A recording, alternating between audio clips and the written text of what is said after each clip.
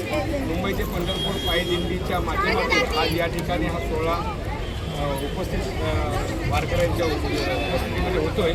मी doctor Shantaram Karande, 47 वर्षापूर्वी माझे वडील हरिभक्त पारायण पांडुरंग ज्ञानू कारंडे यांनी या मुंबई ते पंढरपूर दिंडीची स्थापना केली आणि फक्त सुरुवातीला 5 लोक दिंडीमध्ये गेले। त्यानंतर हळूहळू वाढत आज 5 ठिकाणी संख्या झाली। मुंबईपासून ते पंढरपूरपर्यंत पायी चालणारी ही एकमेव महाराष्ट्रातील दिंडी आहे। त्याला 47 वर्षाचा वारसा आहे आणि दरवर्षी या ठिकाणी मुंबईतून विविध ठिकाणाहून वारकरी संप्रदाय एकत्र येतात आणि त्या माध्यमातून मुंबईतून निघालेली दिंडी ही विना कुठल्याही संकटाला मात करून त्या ठिकाणी पंढरपुराला आषाढी एकादशी आहे त्या दिवशी वेळ पोहोचते। 1 महिन्याचा प्रवास आहे या दिंडीचा आणि प्रत्येक ठिकाणी त्या ठिकाणी